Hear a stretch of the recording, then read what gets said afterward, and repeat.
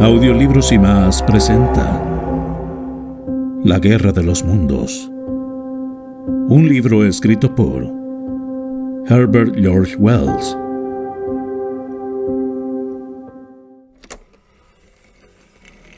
Capítulo 6.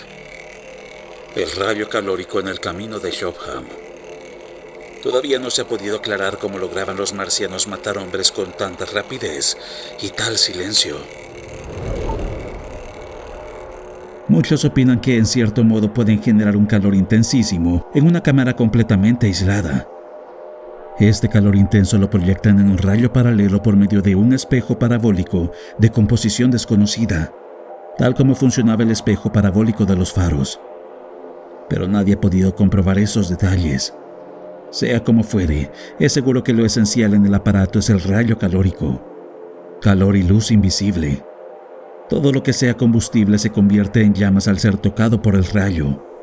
El plomo corre como agua, el hierro se ablanda, el vidrio se rompe y se funde. Y cuando toca el agua, esta estalla en una nube de vapor. Aquella noche unas 40 personas quedaron tendidas alrededor del pozo, quemadas y desfiguradas por completo. Y durante las horas de la oscuridad, el campo comunal que se extiende entre Horsell y Maybury quedó desierto e iluminado por las llamas.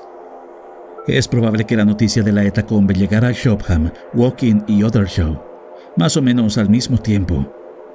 En Woking se habían cerrado ya los negocios cuando ocurrió la tragedia, y un número de empleados, atraídos por los relatos que escuchaban, cruzaron el puente de Horsell y marchaban por el camino flanqueado de setos que va hacia el campo comunal. Ya se podrán imaginar ustedes a los más jóvenes, acicalados después de su trabajo, y aprovechando la novedad como excusa para pasear juntos y flirtear durante todo el paseo. Naturalmente, hasta ese momento, eran pocas las personas que sabían que el cilindro se había abierto, aunque el pobre Henderson había enviado un mensajero al correo con un telegrama especial para un diario vespertino. Cuando estas personas salieron de A2 y de A3 al campo abierto, vieron varios grupitos que hablaban con vehemencia y miraban al espejo giratorio que sobresalía del pozo. Sin duda alguna, los recién llegados se contagiaron de la excitación reinante. Alrededor de las 8:30, cuando fue destruida la delegación, debe haber habido una muchedumbre de unas 300 personas o más en el lugar, aparte de los que salieron del camino para acercarse más a los marcianos. También había 3 agentes de policía, uno de ellos a caballo que, en obediencia a las órdenes de Strent, hacían todo lo posible por alejar a la gente e impedirles que se aproximaran al cilindro. Algunos de los menos sensatos protestaron a voz en grito y se burlaron de los representantes de la ley. Stent y Ogilvy, que temían la posibilidad de un desorden, habían telegrafiado al cuartel para pedir una compañía de soldados que protegiera a los marcianos de cualquier acto de violencia por parte de la multitud. Después regresaron para guiar al grupo que se adelantó para parlamentar con los visitantes. La descripción de su muerte, tal como la presenció la multitud, concuerda con mis propias impresiones. Las 3 nubéculas de humo verde, el zumbido penetrante y las llamaradas. Ese grupo de personas escapó de la muerte por puro milagro. Solo les salvó el hecho de que una loma arenosa interceptó la parte inferior del rayo calórico. De haber estado algo más alto el espejo parabólico, ninguno de ellos hubiera vivido para contar lo que pasó. Vieron los destellos y los hombres que caían, y luego les pareció que una mano invisible encendía los matorrales mientras se dirigía hacia ellos. Luego, con un zumbido que ahogó al procedente del pozo, el rayo pasó por encima de sus cabezas, encendiendo las copas de las hayas que flanquean el camino, quebrando los ladrillos, destrozando vidrios, incendiando marcos de ventanas y haciendo desmoronar una parte del altillo de una casa próxima a la esquina. Al ocurrir todo esto, el grupo, dominado por el pánico, parece haber vacilado unos momentos. Chispas y ramillas ardientes comenzaron a caer al camino, sombreros y vestidos se incendiaron. Luego oyeron los gritos del campo comunal. Resonaban alaridos y gritos, y de pronto llegó hasta ellos el policía montado, que se tomaba la cabeza con ambas manos y aullaba como un endemoniado. «¡Ya viene!», gritó por allá una mujer. Acto seguido se volvieron todos y empezaron a empujarse unos a otros desesperados por escapar hacia Woking. Deben haber huido tan ciegamente como un rebaño de ovejas. Donde el camino se angosta y pasa entre dos barrancos de cierta altura, se apiñó la multitud y se libró una lucha desesperada. No todos escaparon.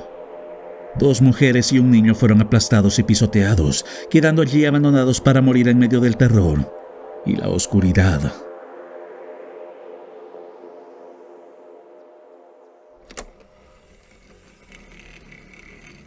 Capítulo 7. Cómo llegué a casa. Por mi parte no recuerdo nada de mi huida, excepto las sacudidas que me llevé al chocar contra los árboles y tropezar entre los arbustos. A mi alrededor parecían cernirse los terrones traídos por los marcianos. Aquella cruel ola de calor parecía andar de un lado para otro, volando sobre mi cabeza, para descender de pronto y quitarme la vida. Llegué al camino entre la encrucijada y Horsell y corrí por allí con loca carrera. Debo haber estado en ese sitio durante largo rato. De pronto me senté sintiéndome perplejo. Por un momento no pude comprender cómo había llegado allí. Mi terror se había desvanecido súbitamente. No tenía sombrero y mi cuello se había desabotonado. Unos minutos había tenido frente a mí solo 3 cosas: la inmensidad de la noche, del espacio y de la naturaleza. Mi propia debilidad y angustia, y la cercanía de la muerte. Ahora era como si algo se hubiese dado vuelta, y mi punto de vista se alteró por completo. No tuve conciencia de la transición de un estado mental al otro. Volví a ser de pronto la persona de todos los días, el ciudadano común y decente. El campo silencioso, el impulso de huir y las llamaradas me parecieron cosa de pesadilla. Me pregunté entonces si habrían ocurrido en realidad, mas no pude creerlo. Me puse de pie y ascendí con paso inseguro la empinada curva del puente. Mi mente estaba en blanco, mis músculos y nervios parecían carentes de energía, y creo que mis pasos eran tambaleantes. Una cabeza apareció sobre la parte superior de la curva, y al rato vi subir un obrero que llevaba un canasto. A su lado corría un niño. El hombre me saludó al pasar a mi lado. Estuve tentado de dirigirle la palabra, pero no lo hice, y respondí a su saludo con una inclinación de cabeza.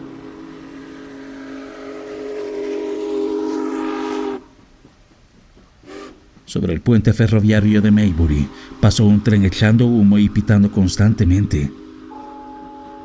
Un grupo de personas conversaban a la entrada de una de las casas que constituyen el grupo llamado Oriental Terrace. Todo eso era real y conocido, y lo que dejaba atrás, aquello era fantástico. Me dije que no podía ser. Tal vez mis estados de ánimo sean excepcionales. A veces experimento una extraña sensación de desapego y me separo de mi cuerpo y del mundo que me rodea, observándolo todo desde afuera, desde un punto inconcebiblemente remoto, fuera del tiempo y del espacio. Esta impresión era fuerte en mí aquella noche. Allí tenía ahora otro aspecto de mi sueño, pero lo malo era la incongruencia entre esta serenidad y la muerte cierta que se hallaba a menos de 2 millas de distancia. Oí el ruido de la gente que trabajaba en los gasómetros y vi encendidas todas las luces eléctricas. Me detuve junto al grupo de personas. ¿Qué novedades hay del campo comunal? Había allí 2 hombres y una mujer. ¿Cómo? ¿Qué novedades hay del campo comunal? ¿No viene usted allí? La gente que ha ido al campo comunal se ha vuelto tonta. ¿De qué se trata? ¿No he oído hablar de los hombres de Marte? Más de lo necesario, dijo ella, y los 3 rompieron a reír. Me sentí aturdido y furioso. Hice un esfuerzo, pero me fue imposible contarles lo ocurrido. De nuevo se rieron ante mis frases inconexas. Ya oirán más al respecto, dije, y seguí mi camino. Mi esposa me esperaba a la puerta y se sobresaltó al verme tan pálido. Entré en el comedor, tomé asiento, bebí un poco de vino y tan pronto me hube recuperado lo suficiente, le conté lo que había visto. La cena, que se encontraba fría, estaba servida y quedó olvidada sobre la mesa mientras contaba los acontecimientos. «Hay algo importante», expresé para calmar los temores de mi esposa. Son las criaturas más torpes que he visto en mi vida. Quizás retengan la posesión del pozo y maten a los que se acerquen, pero de allí no pueden salir. Pero qué horribles son. Calma, querido, me dijo mi esposa tomándome de la mano. Pobre Ogilvy, pensar que debe estar allí sin vida. Por lo menos a mi esposa no le resultó increíble el relato. Cuando vi lo pálida que estaba, callé de pronto. Podrían venir aquí, dijo ella una y otra vez. La obligué a tomar un poco de vino y traté de tranquilizarla. Apenas si pueden moverse, le dije. Comencé a calmarla repitiendo todo lo que me dijo Ogilvy acerca de la imposibilidad de que los marcianos se establecieran en la Tierra. Mencioné especialmente la dificultad presentada por nuestra fuerza de gravedad. Sobre la superficie de la Tierra, la atracción es 3 veces mayor que sobre Marte. Por tanto, los marcianos debían pesar aquí 3 veces más que en su planeta, aunque su fuerza muscular fuera la misma. En verdad, esa era la opinión general. Tanto el Times como el Daily Telegraph, por ejemplo, insistieron sobre el punto la mañana siguiente, y ambos diarios pasaron por alto, como lo hice yo, 2 influencias que evidentemente habrían de modificar esta situación para los visitantes. Ahora sabemos que la atmósfera de la Tierra contiene mucho más oxígeno o mucho menos argón que la de Marte. La influencia vigorizadora de este exceso de oxígeno debe, sin duda, haber contrarrestado el efecto del aumento de peso en sus cuerpos. Además, todos olvidamos el hecho de que los marcianos poseían suficiente habilidad mecánica como para no verse obligados a hacer más esfuerzos musculares de los necesarios. Pero yo no tuve eso en cuenta, esos puntos en aquel momento, y por tanto mi razonamiento resultó fallido. Una vez que me hube alimentado y me vi ante la necesidad de tranquilizar a mi esposa, fui cobrando más valor. Han cometido un error, le comenté. Son peligrosos porque seguramente están aterrorizados. Tal vez no esperaban encontrar aquí seres vivientes y mucho menos dotados de inteligencia. Una granada en el pozo terminará con ellos si es necesario. La intensa excitación producida por los acontecimientos presenciados puso a mis poderes perceptivos en un estado de eretismo. Aún ahora recuerdo con toda claridad todos los detalles de la mesa a la que estuve sentado. El rostro ansioso de mi esposa, que me contemplaba a la luz de la lámpara. El mantel blanco y el servicio de platería y cristal. Pues en aquel entonces hasta los escritores de temas filosóficos teníamos ciertos lujos. El vino en mi copa. Todo ello está claramente grabado en mi cerebro. Al terminar la cena me puse a fumar un cigarrillo, mientras lamentaba el arrojo de Ogilvy y hacía comentarios sobre la exterminación de los marcianos. Desde su nido, cualquier respetable avestruz de la isla Mauricio hubiera podido pensar como yo.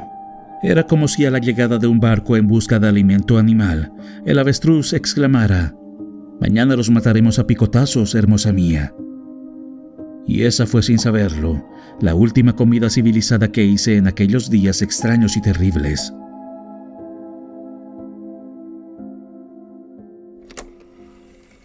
Capítulo 8. La noche del viernes. En mi opinión, lo más extraordinario de todo lo extraño y maravilloso que ocurrió aquel viernes fue el encadenamiento de los hábitos comunes de nuestro orden social, con los primeros comienzos de la serie de acontecimientos que habrían de echar por tierra aquel orden. Si el viernes por la noche se hubiera tomado un par de compases y trazado un círculo con un radio de 5 millas alrededor de los arenales de Woking, dudo que se hubiera encontrado fuera de ese círculo ningún ser humano, a menos que fuera algún pariente de Stent o de los 3 o 4 ciclistas y londinenses que yacían muertos en el campo comunal, cuyas emociones o costumbres fueran afectadas en lo mínimo por los visitantes del espacio. Muchas personas habían oído hablar del cilindro y lo comentaban en sus momentos de ocio, pero es seguro que el extraño objeto no produjo la sensación que habría causado un ultimátum dado a Alemania. El telegrama que mandó Henderson a Londres, describiendo la abertura del proyectil, fue considerado como una invención, y después de telegrafiar pidiendo que lo ratificara sin obtener respuesta, su diario decidió no imprimir una edición especial. Dentro del círculo de 5 millas, La mayoría de la gente no hizo nada. Yo he descrito la conducta de los hombres y mujeres con quienes hablé. En todo el distrito la gente cenaba tranquilamente. Los trabajadores atendían sus jardines después de la labor del día. Los niños eran llevados a la cama. Los jóvenes paseaban por los senderos haciéndose el amor. Los estudiantes leían sus textos. Quizá hubiera ciertos murmullos en la calle de la villa y un tópico dominante en las tabernas. Aquí y allá aparecía un mensajero o algún testigo ocular, causando gran entusiasmo y muchos corros. Pero en su mayor parte continuó como siempre la rutina de trabajar, comer, beber y dormir. Parecía que el planeta Marte no existiera en el universo. Aún en la estación de Woking y en Horsell y Shopham ocurría esto. En el empalme Woking, hasta horas muy avanzadas, los trenes paraban y seguían viaje. Los pasajeros descendían y subían a los vagones, y todo marchaba como de costumbre. Un joven de la ciudad vendía diarios con las noticias de la tarde. El ruido seco de los parachoques al chocar y el agudo silbato de las locomotoras se mezclaban con sus gritos de hombres de Marte. Hombres muy nerviosos entraron a las 9 en la estación, con noticias increíbles, y no causaron más turbación que la que podrían haber provocado algunos ebrios. La gente que viajaba hacia Londres se asomaba a las ventanillas y solo veían algunas chispas que danzaban en el aire en dirección a Horsell. Un resplandor rojizo y una nube de humo en lo alto, y pensaban que no ocurría nada más serio que un incendio entre los arbustos. Solo alrededor del campo comunal se notaba algo fuera de lugar. Había media docena de aldeas que ardían en los límites de Woking. Se veían luces en todas las casas que daban al campo y la gente estuvo despierta hasta el amanecer. Una multitud de curiosos se hallaba en los puentes de Shopham y de Horsell. Más tarde se supo que 2 o 3 arrojados individuos partieron en la oscuridad y se acercaron, arrastrándose hasta el pozo. Pero no volvieron más, pues de cuando en cuando un rayo de luz como el de un faro recorría el campo comunal, y tras de él seguía el rayo calórico. Salvo esos 2 o 3 infortunados, el campo estaba silencioso y desierto, y los cadáveres quemados estuvieron tendidos allí toda la noche y todo el día siguiente. Muchos oyeron el resonar de martillos procedentes del pozo. Así estaban las cosas el viernes por la noche. En el centro y clavado en nuestro viejo planeta, como un dardo envenenado, se hallaba el cilindro. Mas el veneno no había comenzado a surtir efecto todavía. A su alrededor había una extensión de terreno que ardía en partes y en el que se veían algunos objetos oscuros que yacían en diversas posiciones. Aquí y allá había un seto o un árbol en llamas. Más allá se extendía una línea ocupada por personas dominadas por el terror. Y al otro lado de esa línea no se había extendido aún el pánico. En el resto del mundo continuaba fluyendo la vida, como lo ha hecho durante años sin cuento. La fiebre de la guerra, que poco después habría de endurecer venas y arterias, matar nervios y destruir cerebros, no se había desarrollado aún. Durante toda la noche estuvieron los marcianos martillando y moviéndose, infatigables en su trabajo, con máquinas que preparaban. A veces se levantaba hacia el cielo estrellado una nube de humo verdoso. Alrededor de las 11 pasó por Horsell una compañía de soldados que se desplegó por los bordes del campo comunal para formar un cordón. Algo más tarde pasó otra compañía por Shopham para ocupar el límite norte del campo. Más temprano habían llegado allí varios oficiales del cuartel de Inkerman y se lamentaban la desaparición del mayor Eden. El coronel del regimiento llegó hacia el puente de Shopham y estuvo interrogando a la multitud hasta la medianoche. Las autoridades militares comprendían la seriedad de la situación. Según anunciaron los diarios de la mañana siguiente, a eso de las 11 de la noche partieron de Aldershot un escuadrón de husares, 2 ametralladoras Maxim y unos 400 hombres del regimiento de Cardigan. Poco después de medianoche, el gentío que se hallaba en el camino de Chertsey vio caer otra estrella que fue a dar entre los pinos del bosquecillo que hay hacia el noroeste. Cayó con una luz verdosa y produjo un destello similar al de los relámpagos de verano. Era el segundo cilindro.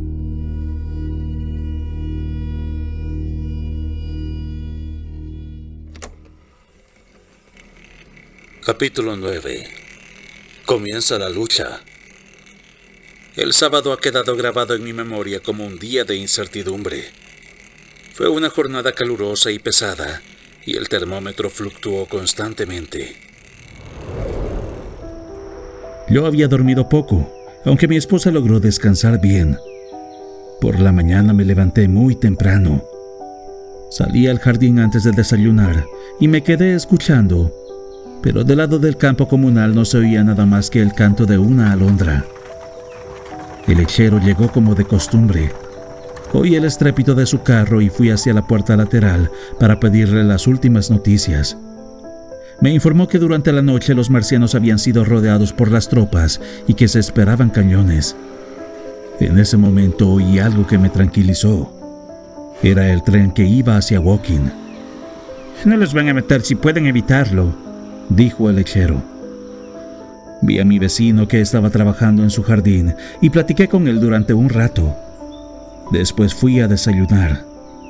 Aquella mañana no ocurrió nada excepcional. Mi vecino opinaba que las tropas podrían capturar o destruir a los marcianos durante el transcurso del día. Es una pena que no quieran tratos con nosotros, observó. Sería interesante saber cómo viven en otro planeta. Quizá aprenderíamos algunas cosas. Se acercó a la acera y me dio un puñado de fresas. Al mismo tiempo me informó que se había incendiado el bosque de pinos próximo al campo de golf de Byfleet. Dicen que ha caído allí otro de los condenados proyectiles. Es el número 2, pero con uno basta y sobra. Esto le costará mucho dinero a las compañías de seguros. Rió jovialmente al decir esto y agregó que el bosque estaba todavía en llamas. El terreno estará muy caliente durante varios días debido a las agujas de pino, agregó. Se puso serio y luego dijo: pobre Ogilvy. Después del desayuno decidí ir hasta el campo comunal. Bajo el puente ferroviario encontré a un grupo de soldados del cuerpo de zapadores que lucían gorros pequeños, sucias chaquetillas rojas, camisas azules, pantalones oscuros y botas de media caña. Me dijeron que no se permitía pasar al otro lado del canal, y al mirar hacia el puente vi a uno de los soldados del regimiento de Cardigan que montaba allí la guardia. Durante un rato estuve conversando con estos hombres y les conté que la noche anterior había visto a los marcianos. Ellos tenían ideas muy vagas acerca de los visitantes, de modo que me interrogaron con vivo interés. Dijeron que ignoraban quién había autorizado la movilización de las tropas. Opinaban que se había producido una disputa al respecto en los guardias montados. El zapador ordinario es mucho más culto que el soldado común y comentaron las posibilidades de la lucha en perspectiva con bastante justeza. Les describí el rayo calórico y comenzaron a discutir entre ellos. Lo mejor sería arrastrarnos hasta encontrar refugio y tirotearlos, expresó uno. Bah, ¿cómo se puede encontrar refugio contra ese calor? Si te cocinan, lo que hay que hacer es llegar lo más cerca posible y cavar una trinchera. Tú y tus trincheras, siempre las quieres, ni que fueras un conejo. ¿Es verdad que no tienen cuello?, dijo de pronto un tercero. Repetí la descripción que hice un momento antes. Ya veo, octopus, así que esta vez tendremos que pelear con peces. No es un crimen matar bestias así. ¿Por qué no los cañonean de una vez y terminan con ellos? No se sabe lo que son capaces de hacer. ¿Y dónde están las balas? No hay tiempo. Creo que deberíamos atacarlos ahora sin perder ni un minuto. Así continuaron discutiendo. Al cabo de un rato me alejé de ellos y fui a la estación para buscar tantos diarios matutinos como hubiera. Pero no los fatigaré con una descripción de aquella mañana tan larga y de la tarde más larga aún. No logré ver el campo comunal, pues incluso las torres de las iglesias de Horsell y Shopham estaban ocupadas por las autoridades militares. Los soldados con quienes hablé no sabían nada. Los oficiales estaban muy ocupados y no quisieron darme informes. La gente del pueblo se sentía nuevamente segura ante la presencia del ejército, y por primera vez me enteré de que el hijo del cigarrero Marshall era uno de los muertos en el campo. Los soldados habían obligado a los que vivían en las afueras de Horsell a cerrar sus casas y salir de ellas. Volví a casa alrededor de las 2. Estaba muy cansado, pues, como ya dije, el día era muy caluroso y pesado, y por la tarde me refresqué con un baño frío. Cerca de las 4:30 fui a la estación para adquirir un diario vespertino, pues los de la mañana habían publicado una descripción muy poco detallada de la muerte de Stent, Henderson, Ogilvy y los otros, pero no encontré en ellos nada que no supiera. Y los marcianos no se mostraron para nada. Parecían muy ocupados en su pozo y se oía el resonar de los martillazos, mientras que las columnas de humo eran constantes. Aparentemente, estaban preparándose para la lucha. Se han hecho nuevas tentativas de comunicarse con ellos, mas no se obtuvo el menor éxito. Era la fórmula empleada por los diarios. Un zapador me dijo que las señales las hacía un soldado ubicado en una zanja con una bandera atada a una vara muy larga. Los marcianos le prestaron tanta atención como la que prestaríamos nosotros a los mugidos de una vaca. Debo confesar que la vista de todo este armamento y de los preparativos me emocionó en extremo. Me torné beligerante y en mi indignación derroté a los invasores de diversas maneras. Volvieron a mí parte de los sueños de batalla y heroísmo que tuve durante mi niñez. En esos momentos me pareció una batalla desigual. Los marcianos daban la impresión de encontrarse totalmente indefensos en su pozo. Alrededor de las 3 comenzaron a oírse las detonaciones de un cañón que estaba en Chertsey o Addlestone. Me enteré de que estaban cañoneando el bosque de pinos donde había caído el segundo cilindro, pues deseaban destruirlo antes de que se abriera. Mas eran ya las 5 cuando llegó a Shopton el cañón, que habría de usarse contra el primer grupo de marcianos. A eso de las 6, cuando estaba tomando el té con mi esposa en la glorieta, y hablaba con entusiasmo acerca de la batalla que se libraba a nuestro alrededor, oí una detonación ahogada procedente del campo comunal. A esto siguió una descarga cerrada. Luego se oyó un estruendo violentísimo muy cerca de nosotros y tembló la tierra a nuestros pies. Vi entonces que las copas de los árboles que rodeaba el colegio oriental estaban en llamas rojas, mientras que el campanario de la iglesia se desmoronaba hecho una ruina. La parte superior de la torre había desaparecido y los techos del colegio daban la impresión de haber sido víctimas de una bomba de 100 toneladas. Se resquebrajó una de nuestras chimeneas como si le hubieran dado un cañonazo, y un trozo de la misma cayó abajo arruinando una maceta de flores que había junto a la ventana de mi estudio. Mi esposa y yo nos quedamos boquiabiertos. Después me hice cargo de que la cumbre de Maybury Hill debía estar al alcance del rayo calórico ahora que no estaba el edificio del colegio en su camino. Al comprender eso, tomé a mi esposa del brazo y sin la menor ceremonia la llevé al campo. Después llamé a la criada, diciéndole que yo mismo iría arriba a buscar el cofre que tanto pedía. «No podemos quedarnos aquí», exclamé, y en ese mismo momento se reanudaron los disparos en el campo comunal. «¿Pero dónde podemos ir?», preguntó mi esposa llena de terror. Por un instante estuve perplejo. Luego recordé a nuestros primos de Leatherhead. «¡Leatherhead!», grité por sobre el tronar lejano del cañón. Ella miró hacia la parte inferior de la cuesta. La gente salía de sus casas para ver qué pasaba. «¿Y cómo vamos a llegar a Leatherhead?». Colina abajo, vi a un grupo de husares que pasaba por debajo del puente ferroviario. 3 galoparon por los portales abiertos del Colegio Oriente. Otros 2 desmontaron para correr de casa en casa. El sol que brillaba a través de las columnas de humo que se alzaban sobre los árboles parecía de color rojo sangre e iluminaba todo con una luz extraña. «Quédate aquí», le dije a mi esposa. «Por ahora estarás a salvo». Partí enseguida hacia el Perro Manchado, pues sabía que el posadero tenía un coche y un caballo. Eché a correr al darme cuenta de que en un momento comenzarían a trasladarse todos los que se hallaran en ese lado de la colina. Hallé al hombre en su granero y vi que no se había dado cuenta de lo que pasaba detrás de su casa. Con él estaba otro hombre que me daba la espalda. «Tendrá que darme 1 libra», decía el posadero, «y yo no tengo a nadie que lo lleve».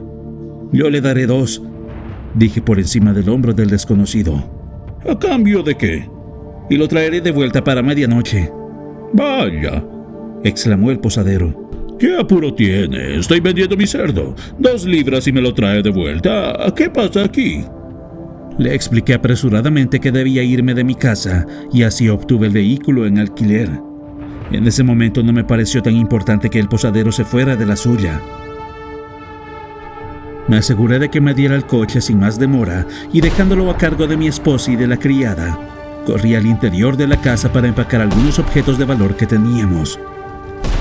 Las hayas de la zona comenzaron a arder mientras me ocupaba yo de esto, y las cercanas del camino quedaron iluminadas por una luz rojiza. Uno de los husares llegó entonces a la casa para advertirnos que nos fuéramos. Estaba por seguir su camino cuando salí yo con mis tesoros envueltos en un mantel. ¿Qué novedades hay?, le grité. Se volvió entonces para contestarme algo respecto a que salen de una cosa que parece la tapa de una fuente, y continuó su camino hacia la puerta de la casa situada en la cima. Una nube de humo negro que cruzó el camino lo ocultó por un instante. Yo corrí hasta la puerta de mi vecino y llamé para convencerme de lo que ya sabía. Él y su esposa habían partido para Londres cerrando la casa hasta su vuelta.